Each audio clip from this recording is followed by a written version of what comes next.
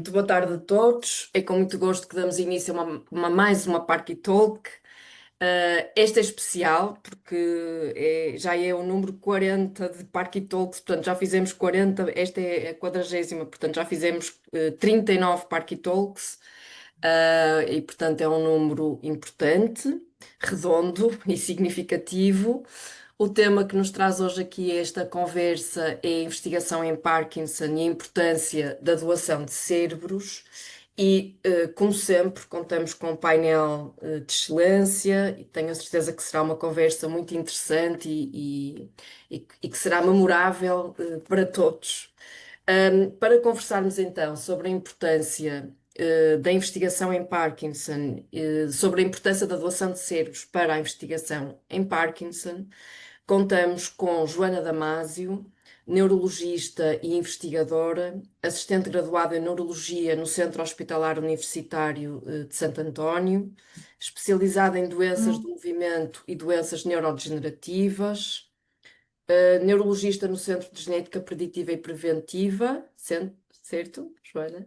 É, E é certo. também presidente da Sociedade Portuguesa de Doenças do Movimento. Muito obrigada pela disponibilidade para estar aqui conosco. Passo a apresentar também Ricardo Taipa, neurologista e neuropatologista, diretor do Serviço de Neuropatologia do Centro Hospitalar Universitário de Santo António, coordenador do Banco Português de Cérebros e dedicado também à consulta de demência no Serviço de Neurologia deste hospital. Muito obrigada pela disponibilidade para também partilhar connosco os seus conhecimentos e a sua experiência, que serão muito relevantes para esta conversa. E por último, mas não menos importante, Tiago Fleming Outeiro, licenciado em Bioquímica pela Universidade do Porto, diretor do Departamento de Neurodegeneração Experimental na University Medical Center de Göttingen, na Alemanha, professor catedrático de Neurociências na Universidade de Newcastle, Reino Unido, e professor convidado na Faculdade de Medicina da Universidade de Lisboa. E uma nota que não deixa de ser sempre importante recordar, que é um dos fundadores e um dos membros da direção da Young Parkies Portugal, que tem feito um percurso muito relevante e muito original, no sentido da originalidade, do bom e do bem, que tem sido a Young Parkies Portugal, como exemplo de associação de doentes. Então, eu gostava, para, enfim, criar aqui um momento de reflexão prévio à nossa conversa especificamente sobre a importância da doação de cérebros para a investigação em Parkinson. Eu gostava de recordar uma citação, dizer também a quem nos está a ouvir e a assistir que podem ir colocando questões e fazendo os seus comentários nas perguntas e respostas, portanto no Q&A, e eu irei partilhar com com a nossa mesa de oradores. William Osler, de que todos nos recordamos bem em termos de teoria, do que é isto de medicina e de cuidados, de saúde, afirmou que a prática da medicina não é apenas um ofício, mas é uma arte e é uma vocação na qual o coração é exercitado, tanto quanto a cabeça. E partindo desta ideia e partindo daquilo que é a especificidade da doença de Parkinson, eu gostava de perguntar aos três, e talvez seja uma forma de se apresentarem a quem nos está a ouvir, gostava de perguntar se concordam que a neurologia, talvez mais do que outras especialidades médicas, requer capacidades, as chamadas soft skills, que na verdade são hard skills, em contexto de cuidados de saúde, requer capacidades de observação, de comunicação, de escuta e de interpretação, que são, na verdade, muito relevantes para construir esta relação com as pessoas que têm Parkinson e com os seus familiares, mas nomeadamente com quem tem Parkinson. Se concordam e se acham que de facto estas competências, ainda hoje, no século XXI, com todo o desenvolvimento tecnológico e científico que temos tido, continuam a ser de excepcional, portanto, continuam a ocupar um lugar de relevância. Gostava que nos dessem alguns exemplos práticos, ou um exemplo que se recordem, da importância destas capacidades no vosso exercício enquanto neuropatologistas, neurologistas, cientistas, que têm todos, na verdade, um interesse, e todos partilham um interesse especial pela investigação fundamental e aplicada. Então, não sei quem é que quer lançar a primeira pedra no charco. Alguém quer avançar? Joana? Posso, com Sim? certeza. Pode ser? Obrigada, Susana. Muito obrigada pela introdução tão amável e pelo convite. É um gosto imenso colaborar com a Young Parkies. Eu diria que sim, claro que sim, que não poderia deixar de concordar mais com essa afirmação, não é? No fundo, estando nós agora numa era em que falamos tanto, não é, da inteligência artificial e da capacidade da inteligência artificial substituir. A ação humana em diversas áreas, eu acho que aqui nesta capacidade, em vários pontos, não é? No ponto inicial, o nosso contacto inicial com os doentes, não é? Uma coisa é nós introduzirmos num motor de inteligência artificial tremor de repouso, lentidão, rigidez, assimétrica, e sai-nos doença de Parkinson, dependendo da idade, pode ter esta, aquela etiologia, mas aqui o trabalho do médico é, no fundo, decifrar aquilo que a pessoa se queixa, porque a grande maioria das pessoas não chega até nós assim com estas queixas tão direitinhas, não é? Não é incomum que uma pessoa com Parkinson chegue à consulta e se queixe de falta de força, não é? Quando nós sabemos que não é uma falta de força que as pessoas apresentam, mas que muitas vezes a lentificação e a rigidez fazem com que aquela mão fique com menos destreza e as pessoas percepcionam isso como uma falta de força.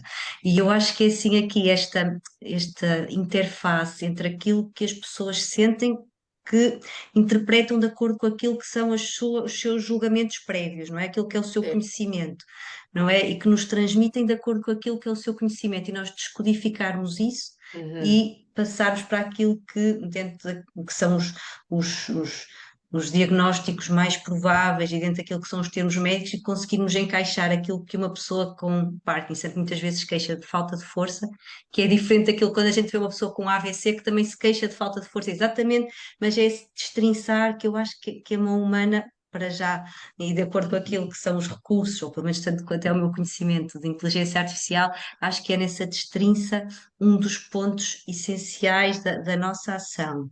E depois eu acho que tudo aquilo que é empatia, não é? Que acho que muito mais do que darmos um diagnóstico, um plano de tratamento e até de seguimento e de opções terapêuticas, caso aquela não seja suficiente, caso apresentem alguns efeitos secundários, que isso nós fazemos e o ChatGPT e outros motores fazem tão bem, ou às vezes, se calhar, melhor do que nós, mas a empatia que se gera entre duas pessoas acho que não é substituível. E assim, faço assim aqui esta pequena introdução, passo agora aqui Muito a bem, muito palavra. obrigada, Joana. Ricardo? Olá, boa tarde a todos. E antes de mais, o meu agradecimento por estar aqui a primeira vez e tenho muito gosto e é com enorme prazer que aqui estou e tento, no fundo, contribuir um bocadinho para isto que é esta comunicação entre todos, entre doentes, famílias, médicos, cientistas, neurologistas, Investigadores. o que quer que seja. Eu começava por corrigir um bocadinho aqui o Osla, porque não está bem no coração, ok? Está tudo na cabeça. Até os meus filhotes já sabem. Isto é uma coisa, o coração é uma coisa metafórica, ok? Mas é o sistema límbico e tal, pronto. Mas só para quebrar aqui um bocadinho o gelo, está tudo na cabeça. Eu concordo plenamente com o que a Joana estava a dizer. E até porque quando se fala, e hoje em dia, e o Tiago, que está também nessa parte muito da investigação mais de ponta, e se fala na investigação de precisão e do doente de precisão, é isto.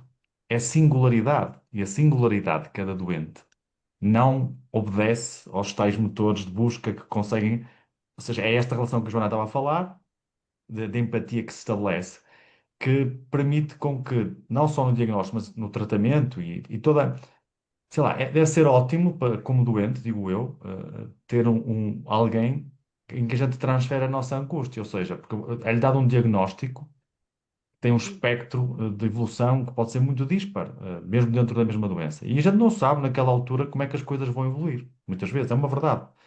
E a pessoa não vai estar sempre a correr para o chat GPT, mas sabe que tem alguém que regularmente, em consulta, pode expor as dúvidas, tem conhecimento e que também pode ir ao chat GPT, mas tem um conhecimento diferente e que a pode orientar nesse trajeto que a partir daquele momento ela vai iniciar, que é um trajeto de uma doença crónica, ah, e que vão surgir muitas dúvidas e muitas variações ao longo do tempo. E ter essa ligação com alguém humano porque percebe não só os sinais e sintomas, aquela implicação pode ter, porque, sei lá, um tremor num doente pode não ter significado absolutamente nenhum e ele não se importar muito com aquilo, ou porque psicologicamente não lhe interessa muito, ou porque, do ponto de vista de trabalho, não lhe interessa, não lhe interfere muito, Bem, e há momentos que isso psicologicamente é terrível.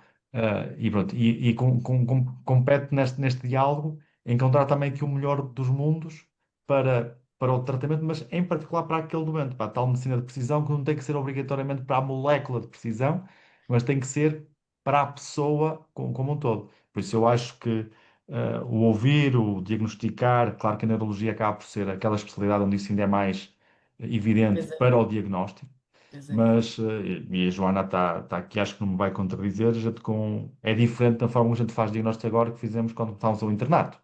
Ou seja, a forma como a gente agora usa meios auxiliares e ainda bem, e isso poderá ser um bocadinho substituído por essa, por essa minúcia da semiologia ao pormenor, mas acho que a parte do tratamento, do acompanhamento e das complicações das múltiplas doenças que podem surgir umas em cima das outras, isso continua a ter muita mão humana. Muito bem, muito, muito importante esse recordar que a medicina de precisão diz respeito a esta singularidade de cada um, da pessoa no seu todo e não apenas das moléculas. Tiago, estando como aqui, como professor, como investigador e como um dos fundadores e mentores da Young Parkies Portugal, tenho a certeza que será interessante ouvir a tua perspectiva relativamente a esta necessidade de. O Rui Araújo, na tese dele, tem uma imagem que ilustra o que já foi convidado aqui para a Parky Talk, que ilustra esta relação com os doentes de Parkinson e estabelece uma árvore da sabedoria em que num lado está a escuta, no outro está o toque e no outro está a visão, o saber ver. Então, Então, boa tarde a todos. É um prazer voltar a estar aqui nas Sparky Talks, ainda mais com colegas tão ilustres e áreas tão complementares àquela em que eu trabalho. Queria agradecer também aos participantes por estarem presentes numa Sparky Talk dedicada a este tema, que é um tema difícil, é um tema que toca, que angustia as pessoas de alguma forma, pensar. eh, em doar o nosso cérebro naquilo que será um banco de cérebros e que certamente vamos abordar em mais detalhe mais à frente. E, isso. portanto, agradecer este interesse e convidá-los depois a passarem a mensagem que nós hoje vamos deixar aqui, outros que não puderam estar, para que esta mensagem passe. A Joana e o Ricardo abordaram de uma forma muito clara já este papel importante da observação. Eu queria deixar aqui apenas, se calhar, duas ideias relativas a este tema. Uma é que o estudo do cérebro, pela sua natureza, é um estudo mais difícil do que um estudo de um músculo, do olho, de qualquer outro órgão, que nós conseguimos estudar de uma forma, às vezes, até mais invasiva e, portanto, requereu desde sempre e continua a requerer uma capacidade de observação especial, porque tem que se observar não, muitas vezes não o cérebro de uma forma direta, embora atualmente tenhamos técnicas de neuroimagem que nos permitem observar o cérebro até em funcionamento, mas eh, requer que os especialistas tenham esta capacidade, esta sensibilidade para observar comportamentos que depois são relacionados com a função cerebral. Portanto, só por aqui fica evidente que são especialistas que têm que ter esta capacidade, têm que desenvolver esta capacidade ao longo da sua atividade profissional. E depois deixar aqui a título de curiosidade um exemplo que eu tenho percebido do contacto que tenho com vários colegas que são clínicos, que é, há muitos neurologistas e em particular daqueles com quem eu acabo por contactar mais diretamente, especialistas de movimento, que são grandes apaixonados pela observação de aves. São pessoas que adoram ir para o meio da natureza, observar aves, fotografar aves, estudar o comportamento das aves. E isto, se calhar, está muito relacionado com esta capacidade de observação que tem que desenvolver durante a sua prática profissional. Portanto, nos clínicos isto é óbvio, nos cientistas, como eu, tem que ser óbvio também, porque nós o que tentamos fazer é interpretar, eh, através de modelos, através do estudo direto de tecidos, de material humano, eh, coisas que acontecem ou que aconteceram muitas vezes anos e décadas antes daquele momento em que nós estamos a olhar para aquele tecido, ou para aquele material humano. E, portanto, temos que ter também esta capacidade de observar, de tentar ligar aquilo que estamos a ver naquele momento com coisas que se calhar já se passaram muitos, muitos anos antes daquele momento final em que nós estamos ali a estudar. Portanto, deixava aqui estas ideias neste momento inicial, para não tomar muito tempo, porque acho que queremos ouvir muito a Joana e o Ricardo, e acho que nos têm muito a dizer sobre este tema, e eu irei intervir depois nas Sim, questões sim, mais sim. Muito particulares. bem. Muito bem. Depois desta introdução, vamos então ao tema que nos traz aqui hoje e que foi introduzido já pelo Tiago nesta necessidade de nós observarmos a pessoa no seu todo, mas também o cérebro em particular. De facto, a doença de Parkinson coloca desafios à ciência e à tecnologia na procura de respostas que promovam uma qualidade de vida para quem vive com a doença e também para os seus familiares e amigos, mas principalmente para quem vive com esta doença. E um dos desafios é que, de facto, e espero não estar errada naquilo que vou dizer, é uma doença que afeta exclusivamente humanos. E, portanto, nós temos que observar de facto o cérebro humano, observar a pessoa no seu todo e observar o cérebro para trazermos alguma informação que seja importante, que seja útil a quem estuda e a quem cuida. Gostava então de perguntar ao Ricardo, nós falamos aqui da importância da doação de cérebros, que é algo que é um tema que é difícil, como o Tiago dizia, e que, enfim, não é propriamente um tema sobre o qual alguém que vive com esta doença queira falar, assim de uma forma espontânea, mas talvez depois de ouvir a nossa conversa ganhe outra dimensão. O que é isto de um banco de cérebros? Obrigado pela pergunta e eu espero que no final desta conversa realmente a percepção seja diferente e mais ligeira sobre o assunto. Um banco de cérebros não é mais do que uma espécie de um repositório de tecido, neste caso cerebral, de pessoas que padeceram de alguma doença neurológica em vida, idealmente com esse tal detalhe que já falamos, da observação, de registro, para depois conseguirmos emparelhar com a parte clínica, e que ficará disponível e armazenado de formas diferentes, eu depois poderei explicar um bocadinho melhor, Uhum, para, por um lado, uma primeira análise, saber o que aconteceu do ponto de vista neuropatológico nessa pessoa em concreto, que dou ao cérebro, que tem um diagnóstico hoje em dia já muito mais robusto, com os meios acelerados que nós temos, mas que não sabemos se é só aquela doença, se tem outra coisa a somar, se dentro daquela doença era muito grave, era pouco grave, afetava mais a zona A, afetava a zona B. Pronto. Ficámos com um detalhe mais aprimorado, se pode dizer, do que é que se passou naquela pessoa, mas o objetivo é colecionar grupos de doentes com a mesma doença para que estudos mecanísticos que os neurocientistas possam fazer com o objetivo último de, quanto mais percebermos a doença, estamos numa posição mais privilegiada de dirigir tratamentos e eventualmente, em alguns casos em particular, até tentar curas mesmo. Eh, Uhum. Pronto, e isto é particularmente importante nas doenças neurodegenerativas, como o Tiago estava a dizer, é que portanto, na doença oncológica nós fazemos biópsias, né? As pessoas têm um cancro, fazemos uma biópsia do tecido em vida e rapidamente colecionamos muitos tecidos para fazer vários estudos em cima dele. Certo. No tecido cerebral isso não acontece, mas no tecido cerebral das doenças degenerativas ou inflamatórias, estamos aqui a falar, as pessoas não são biopsadas do ponto de vista cerebral.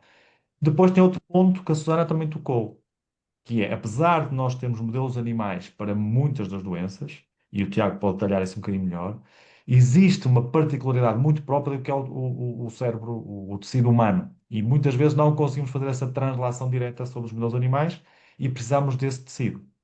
Por isso, os bancos servem, resumindo, no fundo é uma coleção de material biológico de pessoas que tiveram uma doença ou controlos, também é importante ter pessoas que não tiveram doenças neurológicas para nós podermos comparar, e que estará à disposição, segundo as regras da ética e da qualidade da investigação, para os cientistas poderem testar as hipóteses que vão levantando muitas vezes a partir da genética, a partir dos modelos animais, para perceber se realmente aquilo estava a acontecer e desenvolver fármacos, tratamentos, que é esse o grande objetivo.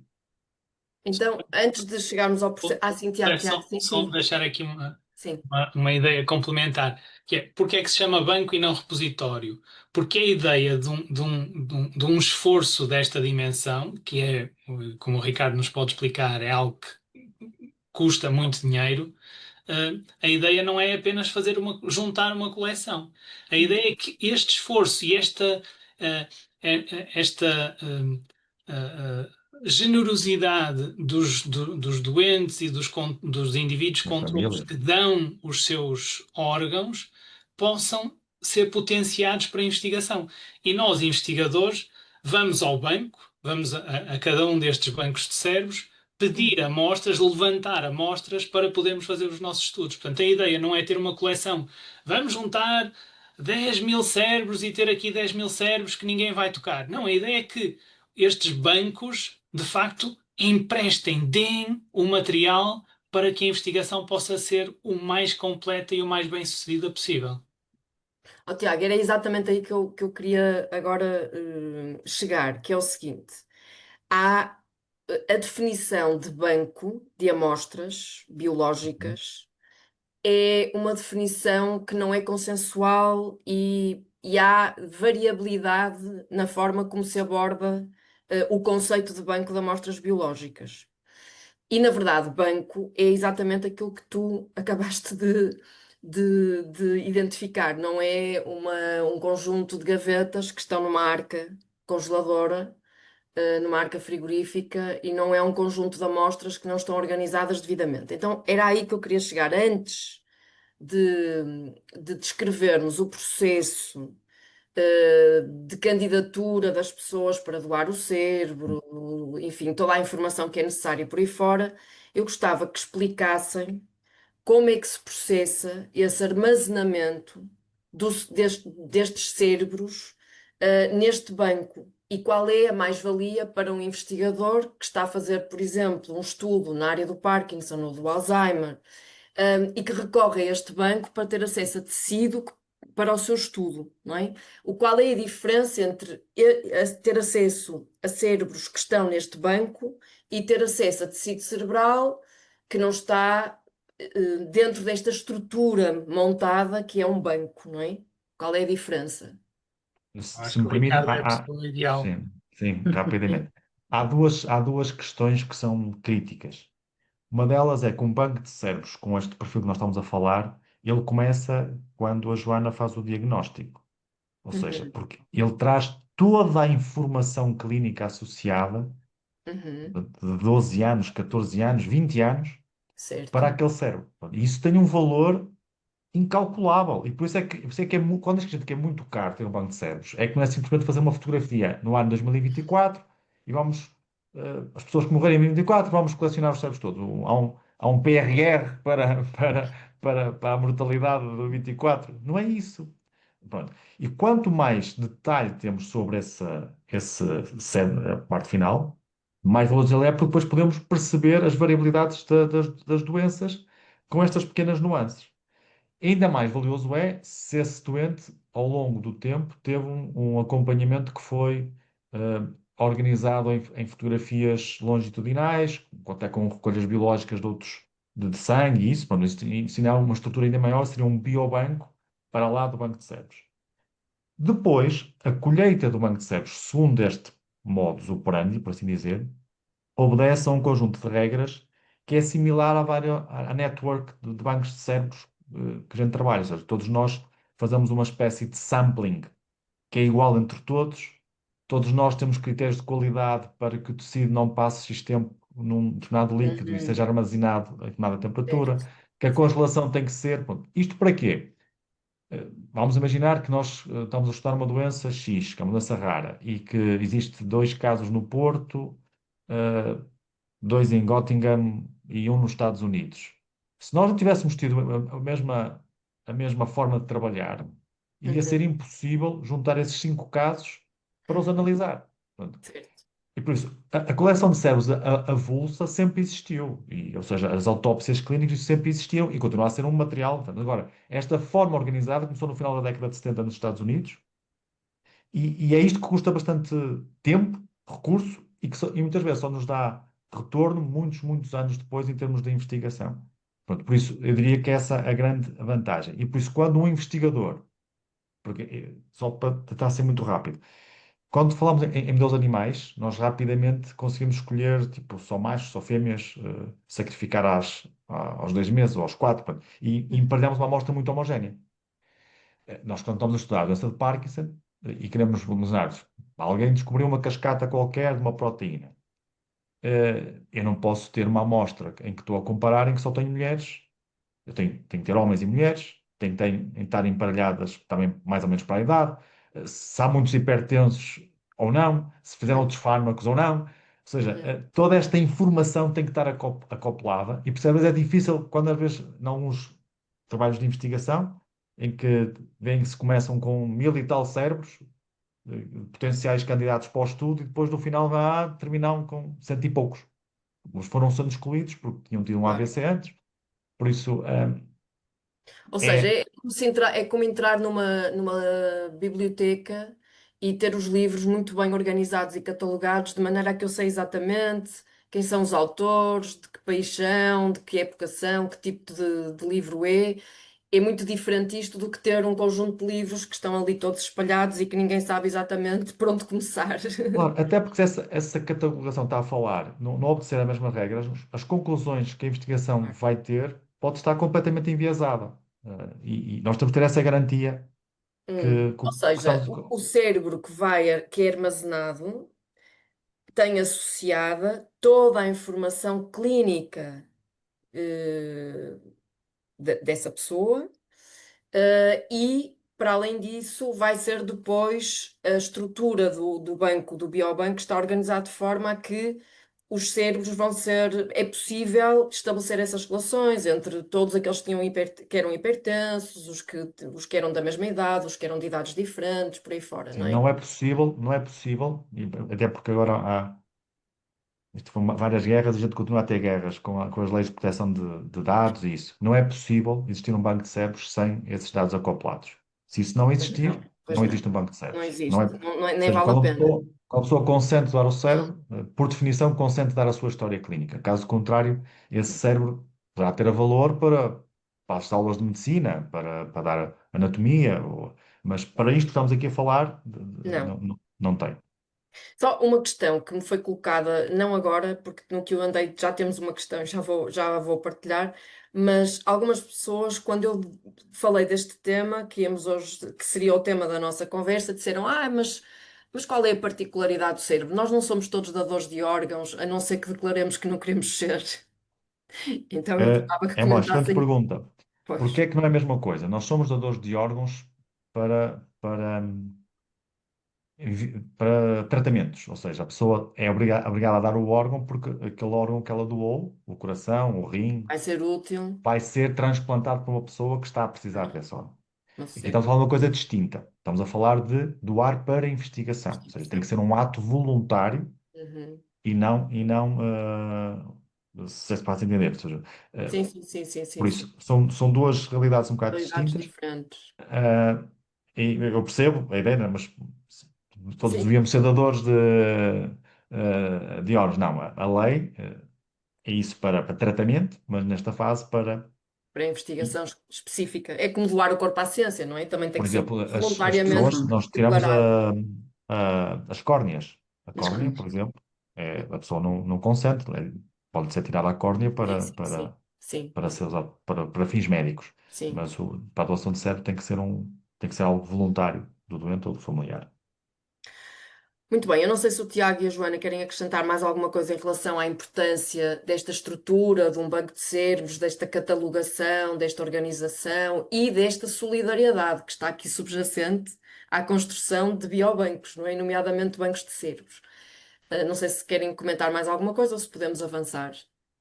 Eu só Sim, diria Tiago. aqui, para as pessoas terem noção, o cérebro humano pesa, em média, dependendo um bocadinho se é homem, se é mulher, 1,3 kg, 1,4 kg, né? Portanto, imaginem o espaço que não é necessário para acomodar este tipo de volume, que não é guardado inteiro, não é? Os neuropatologistas não tiram um cérebro inteiro e depois guardam um Pois, isso era bloco outra inteiro. pergunta. Exato. O Ricardo pode explicar isto, eu já assisti e sei como é que se faz, mas o Ricardo é aqui o nosso especialista. Não é um cérebro inteiro que vai Não, ser. isso não seria útil. O cérebro é depois todo repartido em partes que já são conhecidas por serem importantes para o estudo das várias doenças. O Ricardo pode explicar isso. Mas então, por exemplo, eu na segunda-feira estive nos Estados Unidos a dar uma palestra num hospital muito famoso, a Mayo Clinic, que tem um dos maiores neuropatologistas nesta área, que é um senhor que se chama Dennis Dixon. E ele tem mais se calhar, 100 arcas congeladoras, daquelas mesmo muito potentes, que chegam a -80 graus, onde tem mais de 3.000 cérebros desta doença em que ele trabalha, guardados ao longo de muitos anos. Portanto, tudo isto requer uma infraestrutura que às vezes é difícil ter, eh, Pois, pelos custos que estão associados, e por isso é que em Portugal não temos mais destas, destes bancos organizados, porque infelizmente não estamos organizados e sensibilizados para a necessidade e para o valor que este tipo de esforço tem. O Ricardo gera aquele que é o único, se calhar, banco de cérebros que temos em Portugal. É um grande exemplo de alguém que se interessou por fazer isto e que certamente ainda tem estas lutas que ele mencionou aqui, porque é muito difícil, mas para terem uma noção de que estamos a falar de um armazenamento que não é um tubo de sangue, não é? É algo que tem um volume que no seu conjunto tem que ser muito bem armazenado para não perder valor ao longo de muitos anos, que pode ser útil para estes estudos. muito bem. São aspectos muito relevantes, essa questão do espaço. E não é só do espaço. E eu estava aqui a pensar que não é só, na verdade, o espaço do órgão ou enfim, do cérebro depois armazenado como for, mas é também o espaço em termos de dados, não é? O espaço que os dados ocupam, os dados que estão associados às amostras, as imagens. Toda a questão da proteção de dados, toda a questão dos consentimentos informados, e, enfim, toda uma estrutura que é montada e que existe de facto um grande investimento. Nós temos aqui uma pergunta de uma querida Young Parky, que acompanha sempre as nossas Parky Talks, e que pergunta se a causa da morte do doente influencia a elegibilidade do cérebro para integrar o banco de cérebros. E isto é a nossa, enfim, a nossa pergunta de lançamento de uma outra questão que é: qualquer doente de Parkinson pode ser dador, se assim o entender, enquanto em vida, não é? Obviamente. Não, Em vida, decidir, em vida decidir, não é em vida doar o cérebro. É em vida decidir que, após o falecimento, quer doar o seu cérebro. Qualquer doente pode ser dador? claro. Por definição, sim. Agora vou aos constrangimentos. Como o Tiago estava a dizer, a infraestrutura não é ilimitada. Limitada. E por isso nós, neste momento, quer por dificuldades de logística, quer mesmo por dificuldades de armazenamento e capacidade até mais até de recursos humanos nesta fase que propriamente de espaço. Obtemos uma área geográfica relativamente limitada, que seria a região norte e até mais ou menos a área de Coimbra, em que temos alguma colaboração com Coimbra, ou seja, se o doente for um doente que vive em Lisboa ou no Algarve, não será possível, à data de hoje, esperemos que no futuro existem outros bancos de cérebros, de outras formas, não será possível. A não ser que esteja em algum ensaio específico, em alguma investigação específica, que esse doente está sinalizado e que há um financiamento próprio para essa doença, pronto. Mas são coisas à parte. Por isso, Mas a não é localização, possível por causa do transporte? É isso? Não. sim, por causa, É? por causa do transporte, a logística obriga, e depois porque o Banco de Cérebros neste momento tem cerca de 20 a 25 doações ano, o que está Uhum. já completamente fora da nossa capacidade de processar. E já vou chegar à fase do o que é que implica a colheita, o que é que implica o corte de cérebro, o que é que. Pronto. E por isso é uma forma de.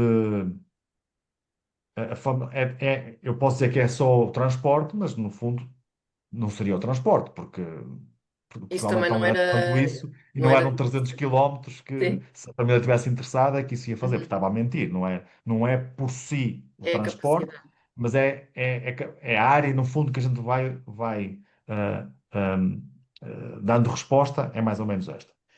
Ah, Doentes que não podem realmente ser dadores de banco de cérebros, doenças priónicas, ou seja, a doença de Creutzfeldt-Jakob, que é uma Uhum. doença, nós não temos biossegurança no banco de cérebros para tratar esse tipo de doenças, Uhum. ou eventualmente doenças infectocontagiosas que possam limitar a autópsia em si. A Uhum. causa de morte não será a causa da elegibilidade, porque isso depois são os tais variáveis que a gente vai ter que gerir quando se cede as amostras para a investigação. Vamos imaginar que é uma investigação que está a estudar o papel inflamação numa via qualquer e tem que olhar para tecido em que a causa de morte não pode ter tido um quadro infeccioso na semana anterior. Por exemplo. Nós temos que ir aos nossos registros clínicos e selecionar aqueles doentes, Que não pronto, que tiver. faleceram de outra causa qualquer, cardíaca. Uhum. eh, por isso, mas se houver uma investigação que isso não é limitação, essa causa, por isso eu Uhum. diria que não é que a causa da morte está que ser catalogada, sem dúvida, mas não impede que esse doente seja dador. Porque isso também agora, a propósito de uma frase que o Ricardo disse, estava também, porque quem nos ouve provavelmente não são próprios, quer dizer, podemos ter eventualmente também investigadores e outros clínicos também aqui a assistir, mas quem é mais leigo nestas matérias, ou seja, os cérebros que ficam armazenados depois vão ser disponibilizados a investigadores que estão em diferentes estudos e não é um armazenamento de cérebros para um projeto em particular, é como todos os bancos, não é? Podem ser depois disponibilizados para diferentes estudos. Eu ia perguntar à Joana, antes de avançarmos depois para a questão de como é que se processa, quais são os passos para alguém que, na verdade, queira contribuir, com o seu cérebro para estudos científicos e, portanto, para, enfim, esperar que no futuro possa haver outras respostas terapêuticas. Gostava de perguntar à Joana se este é um tema que é falado Oh, por em consultas, se já aconteceu algum doente trazer o tema porque tinha ouvido falar dele, e porque, por exemplo, eu estava a ouvir essa questão, estava-vos a ouvir explicar o que é que acontece ao cérebro e estava a pensar que culturalmente e religiosamente, para algumas pessoas, pode haver de facto grandes obstáculos à ideia de que realmente o cérebro não é um órgão qualquer e o cérebro não é um órgão qualquer e pensar que aquele cérebro vai ficar fatiado, desculpem agora o termo, Não, não, é ótimo levar a que que algumas se fala pessoas direto. digam, ai, é, mas eu quero estar inteira. Eu não quero estar não é? Por exemplo, culturas orientais que têm dificuldade na doação de órgãos precisamente por isso, não é? Porque acreditam que a pessoa deve estar intacta, inteira, após a morte, porque senão a alma nunca mais tem descanso. Enfim. Joana. não, não é um tema que seja fácil de introduzir, e para nós médicos, muitas vezes é um tema que até muitas vezes, agora está um bocadinho diferente, mas se calhar no início do Banco de Cérebros era algo que nós introduzíamos mais em pessoas com, no caso, por exemplo, da doença de Parkinson, como parkinsonismos atípicos, e não introduzíamos tanto nas doenças de Parkinson clássicas, mais pensando no banco de cérebros como um estudo complementar e como uma forma de conseguirmos chegar a um diagnóstico definitivo para quadros mais atípicos. Isso agora tem vindo a mudar, mas nunca é assim um tema que seja muito fácil de nós introduzirmos. O que é que no nosso contexto muito particular do Hospital de Santo António, não é? Onde eu e o Ricardo trabalhamos, aqui há um desbloqueador que já permitiu serem alguns doentes a introduzir o assunto por eles, que é o facto de nós termos um pequenino cartaz na sala de espera que fala assim de uma forma muito genérica, sabe o que é um banco de cérebro, já ouviu falar, pergunta ao seu neurologista. É um cartaz muito discreto, mas que já serviu serviu este propósito e a propósito desse cartaz, eu posso dizer que eu pessoalmente já tive aí umas 3 ou 4 pessoas que numa fase muito precoce das suas doenças, porque muitas vezes isto aqui é um assunto que é introduzido por nós numa fase mais avançada da evolução das doenças, mas a propósito deste cartaz já tive 3, 4 pessoas jovens que disseram que quando entraram na consulta disseram, doutor, olha, eu vi aquilo, o que é que é? Quero ser dadora de cérebro e que estão inscritos com porque são outras doenças genéticas que não Parkinson, mas que têm 30 e poucos anos e que estão inscritos e não esperamos que vão fazer essa doação daqui a pouco tempo, só daqui a muitos, muitos anos. Pronto. Muitas vezes é um tema que nós acabamos por discutir e quando discutimos, e lá está, numa fase mais avançada da evolução da doença, acaba-se por discutir mais com a família, por vezes em pessoas já com estadios mais avançados do que propriamente com o doente. Uhum. É um trabalho que nós médicos também temos de tentar fazer de falar sobre este assunto sem que as pessoas sintam que ao falarmos sobre isto estamos a dar-lhes alguma sentença a curto, médio prazo, sem elas sentirem que com esta abordagem deste assunto nós estamos a desistir de as tratar e que Uhum. só temos interesse em estudá-las. E é algo que eu, ao longo destes anos que temos o Banco de Cérebros disponível no nosso país, tenho vindo eu também a aprender a forma de melhor introduzir este assunto de uma maneira que não traga uma carga negativa.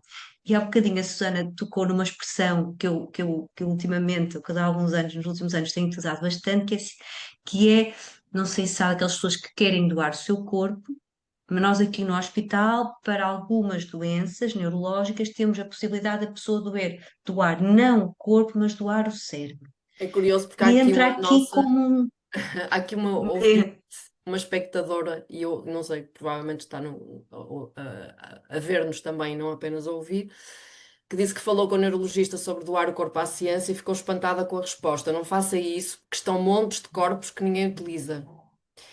E ela disse que não sabia da existência de bancos de cérebros. E, portanto, ao saber que há um banco de cérebros aqui em Portugal, provavelmente vai abrir aqui uma via alternativa a esta ideia de querer doar o corpo à ciência.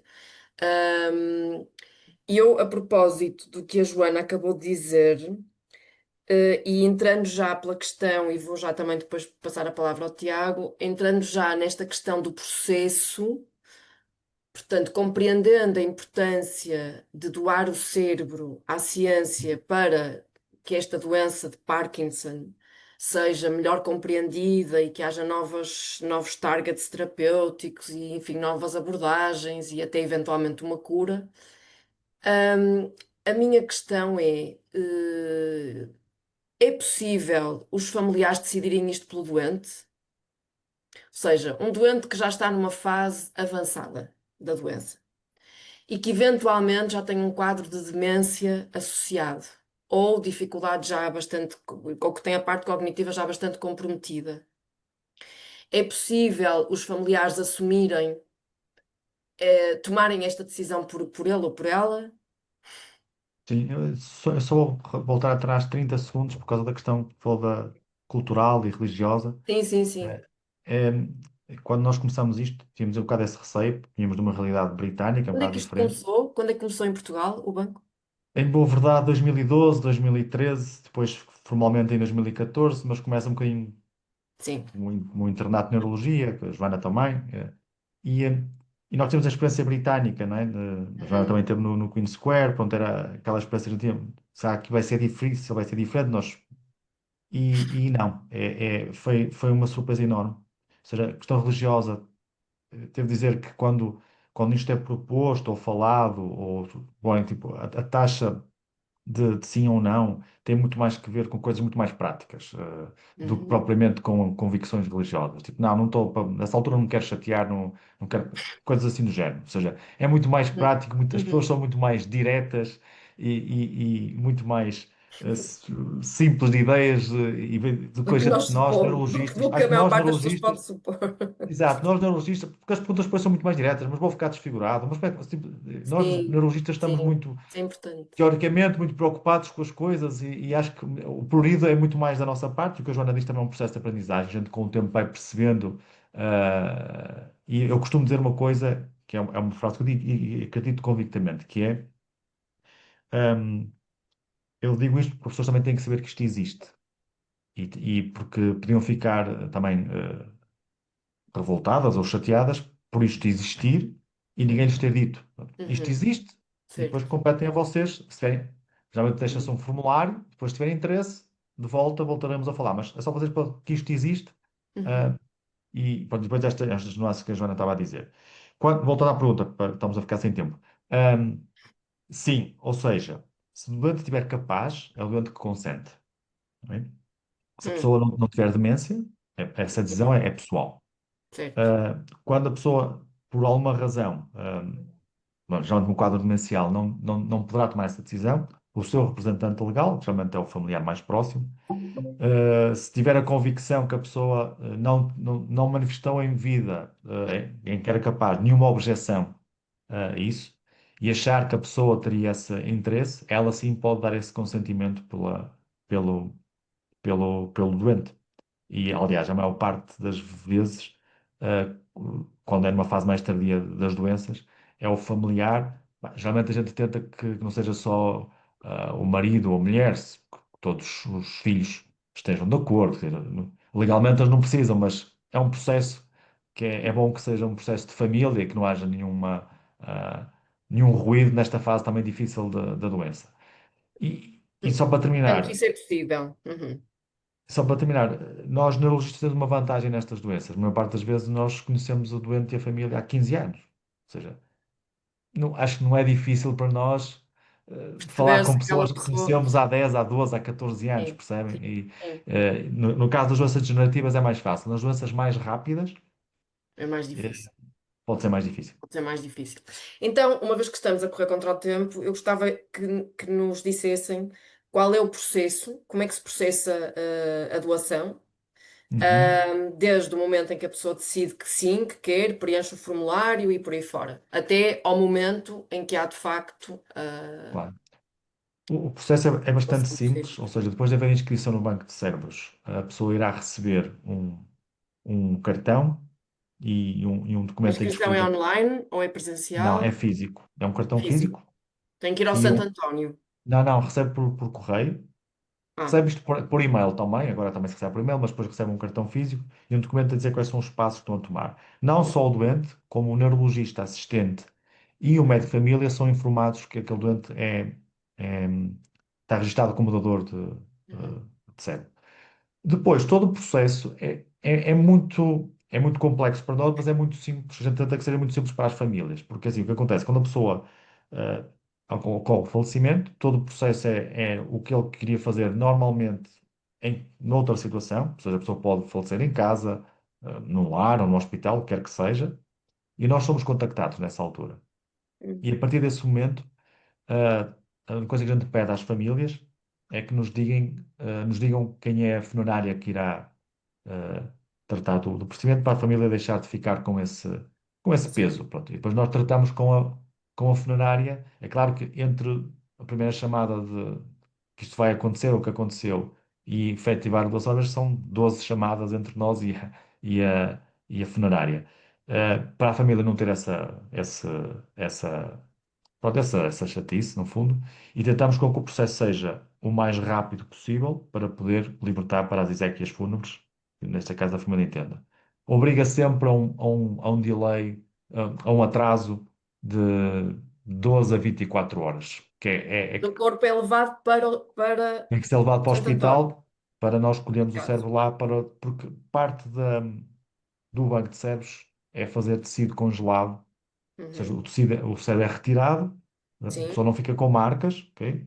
É retirado o cérebro, a pessoa não fica com marcas, depois é novamente tudo processado de forma a pessoa não ficar com marca nenhuma, mas parte do cérebro é logo dissecado e congelado rapidamente. Isso tem que ser Uhum. feito lá no Santo António. Esse material tem mais valor para determinado tipo de Sim. investigação que o outro material que nós iremos usar para o diagnóstico e para outro tipo de estudos. Uhum. E depois, e nós agora temos uma equipa que permite com que isto aconteça mesmo aos fins de semana e feriados, mas eventualmente Natal e coisas assim do género pode acontecer em que haja um atraso entre o falecimento e de entregar novamente o corpo à família de superior a um dia. Este transporte é sempre em cargo do banco de cérebros, ou seja, a família não paga absolutamente nada. E se for a família que tivesse dado o consentimento, vamos imaginar, se for a pessoa a dar o consentimento para doar, deve ser respeitada essa vontade, independentemente do tempo de espera, por assim dizer. Uhum. Mas se for a família, elas têm o direito e imagina De que. desistir. Exato, Podem acontece muito desistir. raramente, mas imagina que há um Podem falecimento dizer, do dia afinal, 20, não queremos. há um falecimento do dia 24 de dezembro Uhum.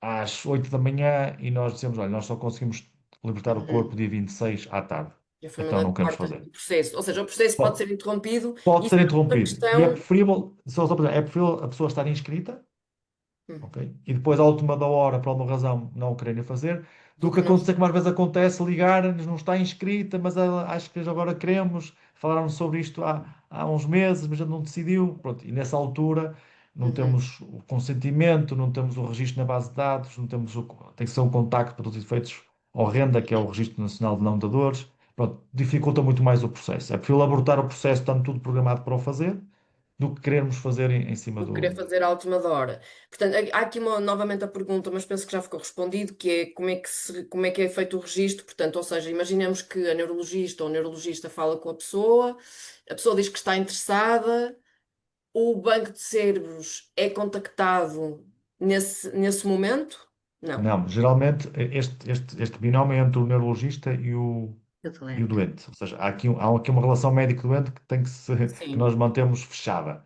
Ou E seja, depois o como é que consentimento, o recebem em casa o consentimento é formulário? assinado o consentimento é assinado na consulta pelo, pelo dador ou pelo familiar e pelo neurologista que o propõe.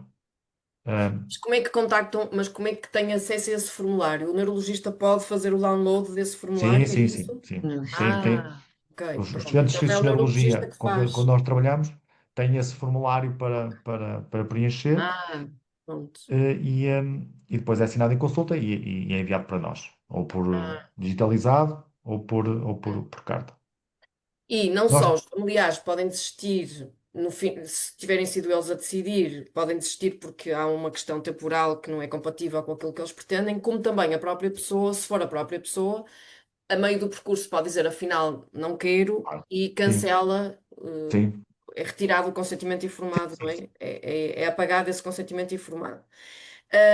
Uma outra pergunta muito importante, e há aqui uma pergunta que a Josefa nos deixa, que eu vou já lançar ao Tiago, antes de fecharmos. Uma outra pergunta importante é o seguinte: vamos supor que eu dou o meu cérebro, fazem análises ao tecido cerebral e diagnosticam uma doença genética, uma doença genética que não tinha sido diagnosticada. Como é que é feita essa comunicação com os meus familiares? Isso tem que Não, ser mas, assegurado inicialmente, ou seja, eu, enquanto familiar, posso dizer: Ok, o meu pai vai doar cérebro, mas eu não quero saber nada do sim. que esteja associado aos dados Eh, genéticos. Só uma questão, nós temos um site, podem procurar Banco Português de Cérebros. Muitos disto que estamos aqui a dizer está no site e nos formulários, por isso quem nos estiver a ouvir pode procurar no site e tem lá esses formulários.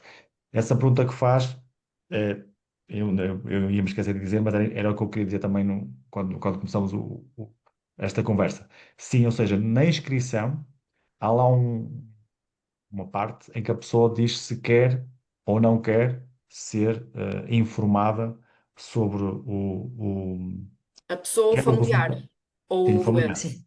Não, Familiar. familiar, porque o doente já não será, infelizmente já não será informado. Ou Não, seja, o doente dizer que quer que o familiar seja informado, mas é o familiar que diz não, é o eu quero ou não familiar. quero ser informado.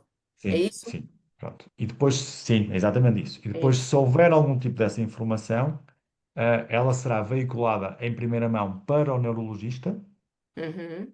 e essa informação é dada via neurologista assistente, a não ser que ele não o queira fazer, faremos nós, mas depois toda esta informação no âmbito de depois consultas de aconselhamento genético, tudo que está legalmente e protocolado neste contexto. Uhum. Então, vamos Portanto, é o imaginar, neurologista que depois vai contactar a família. Se os se familiares nós tiverem dito que querem ser com o sim, nós aconselhamento geralmente o que genético. acontece é que quando as coisas são lineares, não é? Tipo, a Uhum. pessoa tem uma doença de Parkinson, foi seguido em vida, o diagnóstico é de doença de Parkinson, é ATPs, recebe uma carta a dizer eh, o diagnóstico, que era concordante com a clínica, o neurologista assistente recebe um relatório mais detalhado, com mais particularidades do ponto de vista neuropatológico e fecha-se o assunto. Quando o diagnóstico é discordante ou tem alguma informação que pode ser, sei lá, vamos imaginar, ele era seguido por um parkinsonismo atípico em que a principal causa que pensaram era numa PSP, numa paralisia supralinear progressiva, mas afinal o diagnóstico patológico foi uma doença de Parkinson, ou foi uma doença corticobasal, que é algo pode acontecer, não é nada extraordinário, mas esta informação a seco pode ser difícil deve ser explicada. E nós aí informamos o neurologista assistente e dá este resultado ele pessoalmente. Se ele entender que nós o podemos fazer, diz, não, Ricardo, estás à vontade, podes contactar a tua família, explicas que eles também estavam a par dessa dificuldade diagnóstica, não há problema nenhum, e temos isso. A questão aqui que está a perguntar é mais crítica, que é, imagina que descobrimos que é uma forma genética da doença. Uhum. Isso terá implicação na família. Sim. Se essa box, ou se essa caixinha foi colocada, nós iremos dar a informação à família que esta pessoa padecia de uma forma genética desta doença e que existe a probabilidade, se for recessiva ou dominante, para passar à família, e se eles tiverem interesse em ter mais informação sobre eles próprios, será agendada uma consulta de aconselhamento genético nesse âmbito.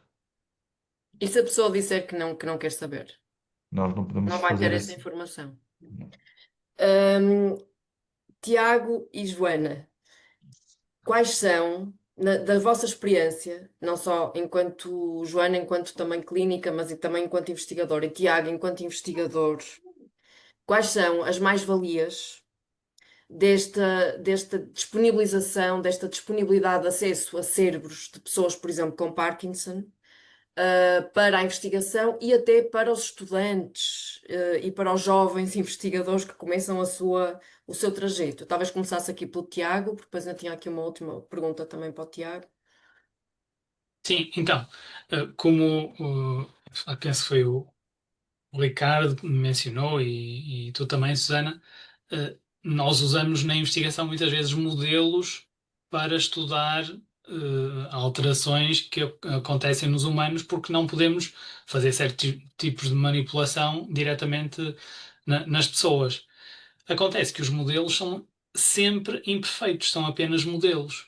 Uhum, E a melhor forma de nós sabermos aquilo que aconteceu numa doença em particular é estudar amostras humanas.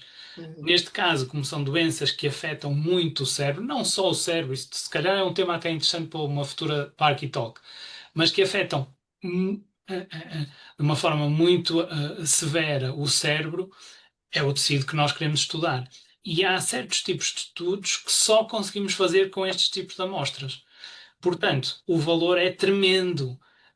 Quem quiser, de facto, envolver-se na investigação e ser generoso ao ponto de pensar que vai doar o seu cérebro, vai estar a dar um contributo muito, muito importante para que a ciência possa avançar. Nós dependemos muito desta generosidade de todos para podermos compreender melhor o que pode ter estado na origem deste tipo de patologias que são muito complexas e que nós ainda hoje não sabemos explicar completamente. Portanto, é fundamental termos este tipo de E não material há, e não, à e, nossa por exemplo, na disposição. Alemanha tem bancos de cérebro, tem um banco de cérebros, ou bancos. Há em universidades diferentes, há coleções que depois viram bancos e que nós podemos aceder também. Portanto, existem este tipo de estruturas que permitem a todos nós investigadores pedirmos, solicitarmos. Eu peço cérebros não só da Alemanha, da Inglaterra, da Holanda, dos Estados Unidos, posso pedir a Portugal, a qualquer país que tenha este tipo de catálogo e de informação muito bem curada. Posso pedir material para um estudo particular que eu queira fazer. Muito bem. Isso é importante. Também saber que estamos numa rede, aliás, existe mesmo, não é? Uma rede de bancos de cérebros, Sim. e que é fundamental. E que penso que foi uma das ideias também que o Ricardo trouxe no início, esta interligação entre todos e uma articulação com as mesmas exigências e os mesmos requisitos em termos de segurança, em termos de qualidade e por aí fora. Joana, a mesma pergunta. É, Mais-valias? eu acho que sim, no fundo é como diz o Ricardo, quando ele disse há bocadinho, mas só salientando a importância da doação de cérebros nesse contexto, que é, não é, nós quando estamos a trabalhar em laboratório com modelos celulares ou modelos animais, os investigadores conseguem controlar as características que estão a estudar, em termos de sexo, de idade em que são sacrificados os animais, as características que os animais têm. E isso permite criar amostras homogéneas mais facilmente do que depois é que acontece na vida real, porque podemos ter uma pessoa que morre aos 50 anos, que não tinha fatores de risco vasculares nenhuns, mas depois a grande maioria das pessoas, quando morrem aos 70 ou 80, já podem ter tido pequenos AVCs ou podem ter hipertensão arterial, e isso vai trazer aqui uma série de outras variáveis no estudo do cérebro, que quando nós queremos estudar pessoas com doença de Parkinson, mas que não tivessem fatores de risco vasculares nenhuns, que tivessem 20 anos de doença, que fossem tratados com levodopa e agonistas. Para nós termos pessoas com essas características pode ser difícil, e daí que as doações sejam importantes, e daí que o trabalho em rede seja importante.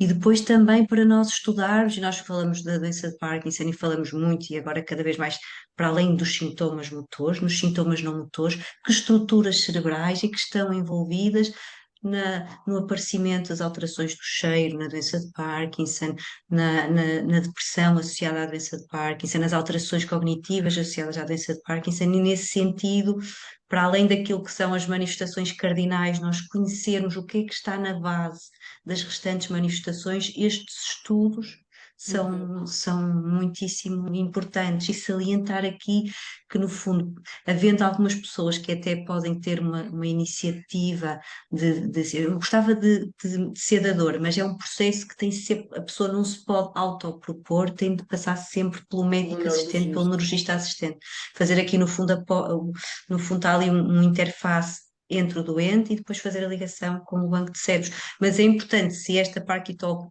eh, para além de esclarecer as pessoas, mas no fundo as alertar para a existência desta estrutura, que possivelmente nós achamos que na grande maioria dos colegas estão a par disso, mas se calhar há pessoas em determinadas partes do nosso país que não conheçam, e o doente aí pode ter um papel importante em alertar para o médico para a existência de banco de cérebros, pese embora neste momento possa ser difícil a recolha para além da região norte, Sim. mas isto é à data de hoje. No futuro as coisas podem vir a ser diferentes e o conhecimento é sempre muito importante. E a mobilização de todos, não é? Quanto mais interesse houver e mais capacidade houver também de recrutarmos recursos para Exatamente. expandir este esforço, melhor será para todos. Portanto, hoje o Ricardo pode conseguir só recolher 25, mas se nos envolvermos todos, se calhar daqui a uns anos pode recolher 50 ou mais, não é? Portanto, isto é um esforço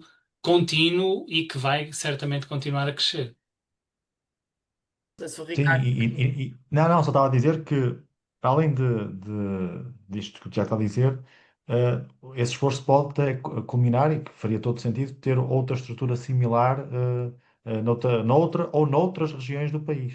Uhum. Que trabalhassem na mesma em rede, né? Porque no fundo a lógica é harmonizar para capitalizar e maximizar tudo, mas poderes ter distribuído para estar mais próximo dos doentes, mais próximo das famílias, pronto, para ser Pois, mais, a proximidade mais faz sentido, realmente, neste caso específico da doação de cérebros, eu acho que faz sentido. Há aqui um nosso ouvinte que pergunta, que coloca uma questão, que é, ele fez Deep Brain Stimulation, estimulação cerebral profunda, e disseram-lhe que e tem a ideia de que para retirar o equipamento após a morte vão ter que mexer no cérebro. E ele está a perguntar se é assim ou não. Não sei se... para tirar o equipamento após a morte. Ou seja, nós temos muito interesse e até acho que já temos um caso no banco de cérebros que foi submetido a estimulação cerebral profunda. Mas isso, ou seja, se o objetivo era ser dador, ah, Sim, mas se não quiser ser dador, tem que se ir lá mexer no cérebro antes da pessoa ser Não, não, não. não, acho que Não, Não, não, não. não, não, não, não. não. Nada, não Então se mexe em a nada. resposta é não. Ninguém tem que Não, mexer no não. cérebro, a não ser que Nada, seja. nada, nada. Muito Nada. bem. Última questão para fecharmos.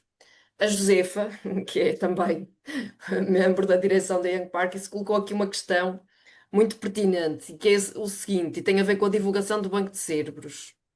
Ahm, o que é mais eficaz? Esperar. Eu acho que a Joana já respondeu também a uma parte desta pergunta, porque disse às vezes é importante os doentes terem a iniciativa de serem eles a abordar a questão com os seus médicos assistentes, mas esperar que o médico aborde o tema ou dar poder às associações, como por exemplo a Young Parkies Portugal, para abrir este diálogo desde cedo com as famílias. Fico com curiosidade, se na opinião de todos, será que há algo mais, para além das Parky Talks, que as associações possam fazer para tornar esta conversa mais natural e frequente? Não sei se há Eu, eu, eu posso dizer, e é claro, não estaria mais de acordo. Ou seja, quanto mais a sociedade estiver envolvida, a sociedade civil, e neste caso a sociedade que está mais organizada por um tema, neste caso por uma doença ou por um grupo de doenças, melhor é para todos, porque a informação, por um lado, veicula de forma mais eh, rápida, mais informada, e que vai seguramente tocar pessoas que não seriam tocadas de outra forma. Uhum. E por isso, quanto mais informadas estiverem as associações de doentes, quanto mais informadas estiver a sociedade civil, Melhor. melhor. Ou seja, o nosso trabalho fica facilitado, em certa medida, porque seria muito mais, não digo simples, mas seria mais simples para a Joana ou para mim, o doente a determinada altura, quando nos diz, olha, eu sei que existe esta estrutura, explique-me um bocadinho melhor que eu queria Gostava de. ponderar, do que nós termos que introduzir Uhum. o tema. Por isso, sim, e aí faço um bocadinho a meia-culpa do banco de cérebros, mas também a gente não é elástico. E também temos eu confesso que nós temos um bocadinho este receio de depois também não conseguir dar resposta, Sim, se nos expandirmos de uma forma assim muito massiva, depois teremos que fazer reduzir ao ponto de ter que dizer às pessoas o que não podia acontecer. É uma pessoa estar inscrita para querer doar o cérebro, manifestar esta sim, vontade e depois nós dizer que não podemos fazer. sim, Essa sim. relação de Compreendo isso. confiança e de compromisso tem que existir Sim, sempre. compreendemos. Uhum. E por isso, mas sim, mas pelo menos explicar que não é possível em Lisboa, mas que é possível no Porto, e porquê, para as pessoas também perceberem porque é que isto acontece, e depois, como estavam a dizer, e bem, as próprias pessoas começarem a pressionar e de alguma forma existir uma espécie de algum movimento que ajude os cientistas e que ajude os neurologistas a instalar uma estrutura próxima das pessoas da família. Por isso, eu faço-me aqui convidado, se assim posso dizer, eu, ou neste caso o Banco de Cérebros em particular, pode ser eu, pode ser Miguel, outras pessoas, numa reunião anual que tenham isso e que queiram falar sobre o tema, Fica eh, já nós registado. podemos estar de alguma forma estar presentes porque temos todo o interesse, e há lá, interesse e obrigação, são duas coisas Bem, distintas. muito bem, Ricardo. Joana, de qualquer Eu forma, diria a que ligação com os neurologistas assistentes é sempre importante, não é? acaba por passar sempre por aí. Mas eu diria que aqui o papel da associação de doentes até poderia ser, no fundo, porque lá está, por motivos vários, acabamos muitas vezes por ter esta conversa com a família, e a família leva sempre em linha de conta aquilo que era a vontade das pessoas, não é? Porque os cônjuges, os filhos conhecem o doente melhor do que ninguém, mas aqui estávamos a capacitar a própria pessoa a tomar essa Pois. decisão por si. Não É é? isso. Imagine, e não será incomum, diria eu, que uma pessoa tivesse esse desejo, mas depois os filhos não queiram assumir essa, esse, Uhum. esse, o ato da doação e de inscrever o pai e a mãe no banco de cérebros. Eu já tive pessoas que, conversando com o cônjuge, estavam interessadas e inscreveram neste caso, era uma pessoa com parkinsonismo atípico, o marido inscreveu a esposa, o marido faleceu e depois os filhos disseram: Ai, doutora, desculpe, mas eu não estou capaz. E depois não tinha sido a esposa, tinha sido o marido e acabou por ficar ali, mas no fundo, se as pessoas tiverem, quanto mais cedo as pessoas tiverem este conhecimento, mais estão capazes de decidir por si se querem ou não, e sendo uma vontade da própria pessoa, mais facilmente depois o resto da família acaba por aceitá-la. Portanto, capacitamos aqui mais as pessoas a tomarem essa decisão, se têm ou não a vontade de fazer essa doação. Muito bem, e para fechar, gostava de vos perguntar muito rapidamente, assim, em duas palavras, uh, porque esta doação de cérebros e o armazenamento bem organizado de cérebros, obviamente que já ficou bem claro, depois desta conversa, que serve um propósito e o propósito é melhorar a qualidade de vida de quem vive com a doença de Parkinson, que é uma doença complexa e que não é fácil de gerir. E eu gostava de vos pedir se partilhavam connosco alguma pergunta de investigação que gostassem de ver respondida a breve trecho, portanto, nos próximos 10 anos, 20 anos, porque sabem que é relevante para quem vive com esta doença. Há assim alguma pergunta específica que gostavam de ver para as pessoas realmente aqui fazerem a ponte entre o que é isto de doar o cérebro e depois o resultado esperado, que já ficou claro que obviamente que temos que fazer este estudo para compreender melhor a doença e, portanto, para ter outras respostas terapêuticas e ter eventualmente cura. Mas há assim alguma pergunta específica, eu estou-me a recordar do artigo que saiu agora do Tiago e da Carminho, e do Kevin, e que tem muito a ver precisamente com aquilo que verdadeiramente importa às pessoas que vivem com a doença, não é? E não apenas aquilo que importa aos investigadores, em termos de medicação, no caso. Alguma pergunta assim que de repente vos Eu surja? teria muitas. Sim, Uma, Eu meio tratando de pessoas com muitas. doença de Parkinson há quase 20 anos, continuo a ter muitas perguntas.